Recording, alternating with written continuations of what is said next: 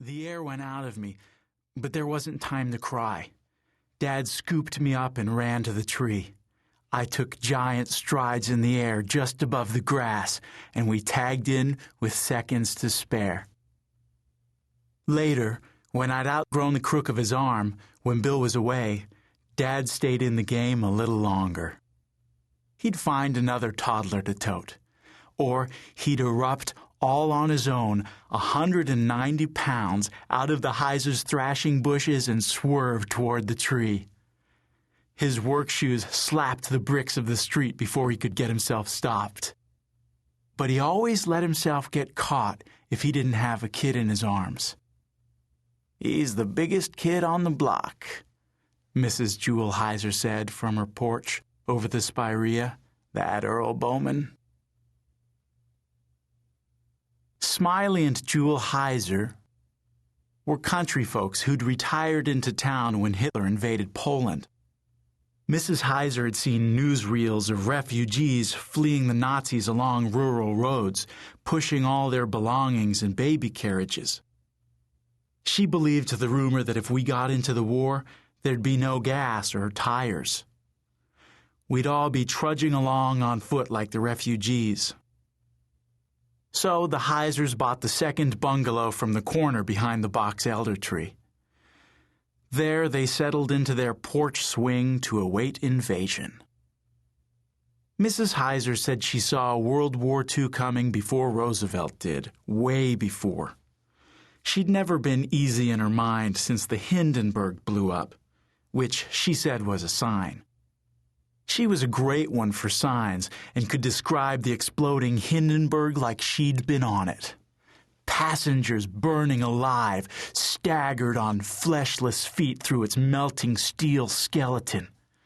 Mrs. Heiser had a fine sense of doom and kept a scrapbook of clippings about automobile accidents and house fires. Her tales were always worth hearing again, unless you were my mom, who said once was all she needed. The Heisers played to a full porch for the one about a nephew of hers who'd skidded on his sled. He shot under an international harvester truck and scalped himself. They were living history to me, the Heisers, older than Dad.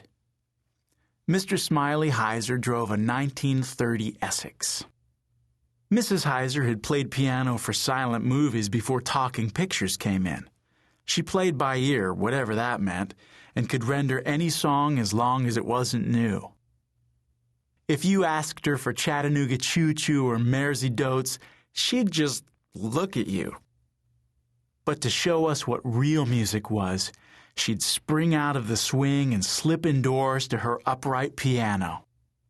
We waited for the crack of her knuckles, then, "Yes, we have no bananas," or "Too much mustard," or "If you knew Susie," or even "Papa, get a hammer, there's a fly on baby's head," pounded out in the night. Both Heisers were musical, though Mr. Heiser was deaf. When they sang "Just a Song at Twilight" in close harmony, they held hands, which amazed me in people of their years. On hot nights, Mrs. Heiser remembered a boy cousin of hers who got lost in the blizzard of 1896 between the cow barn and the house. He froze nearly to death and shook so bad he bit off the tip of his tongue. "How did you get him to stop shaking?"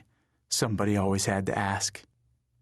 "We never did," Mrs. Heiser recalled. "We just tied him to the churn and made butter." We hung on her words and waited for the cackle of her laugh. She kept a lace handkerchief down the V of her house dress for wiping under her glasses because she seemed to be laughing or crying most of the time.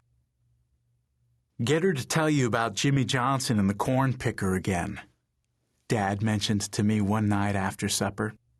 I didn't ask why. You could hear a pin drop whenever Mrs. Heiser ran that one past us. It was a ghost story, and she'd seen one. "You want to hear that again?" she said later on in the evening, closer to lightning bug time.